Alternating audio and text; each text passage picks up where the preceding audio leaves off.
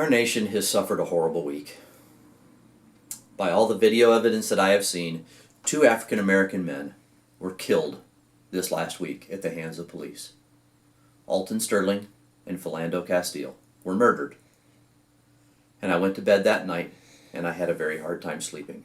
And I cried as I laid in bed.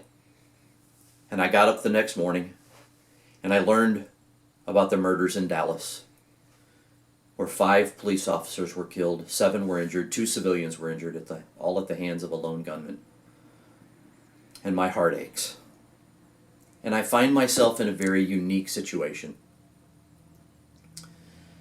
You see, I have a very unique family where we have biracial members, African American members.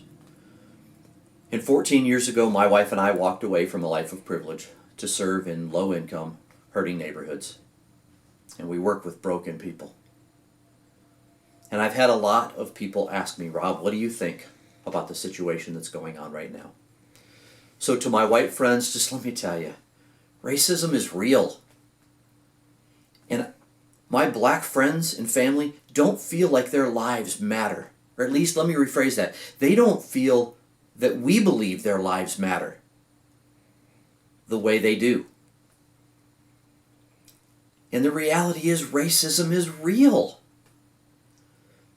And our African American brothers and sisters are hurting.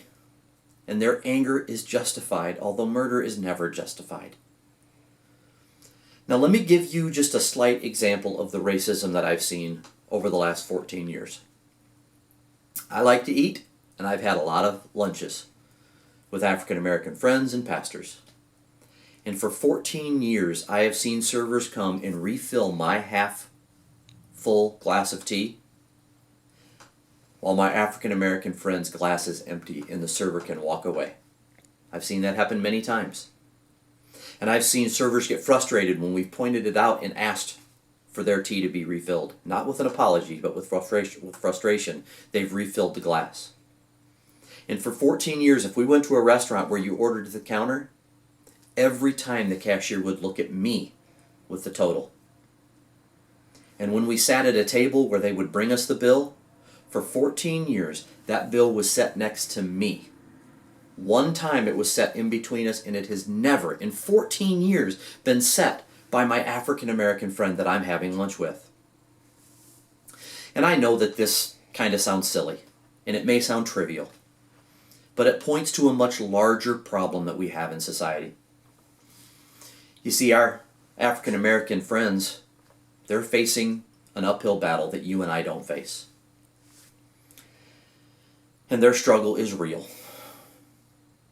And if you take that small restaurant example and you expand it out to education and housing and employment and the ways our laws are upheld, it becomes a huge problem. So I beg my white friends, try to understand. Our experience in life is not the same. So stop posting comments that separate us on social media. And stop the name calling. And stop stereotyping. Just stop. What can you do? You can be a voice for those whose voice may not be heard in society the way that yours is. To my black friends,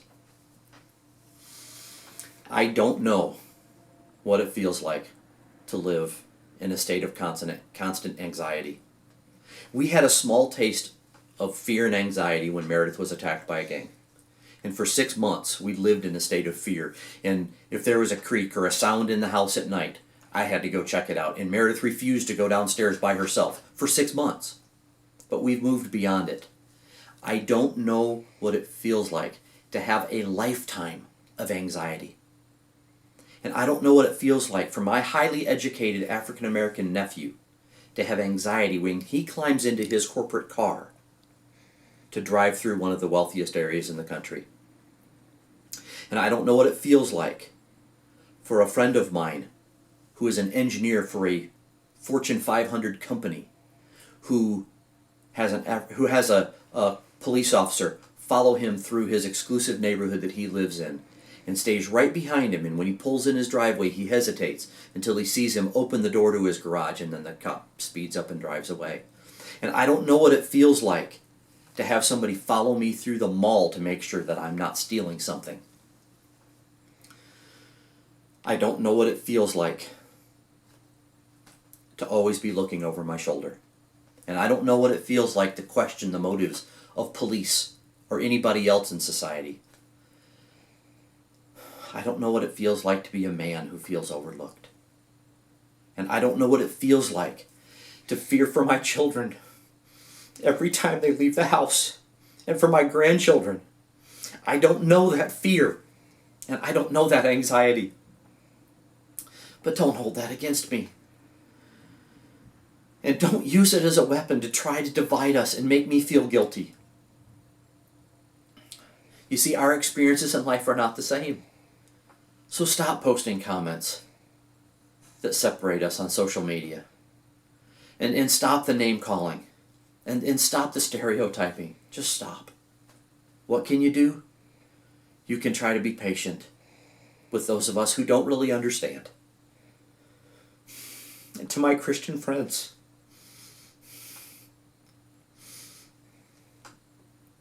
don't forget who our real enemy is. Satan's job is to steal, kill, and destroy. His job is to divide us. And we cannot let him win. I, for one, refuse to let him win.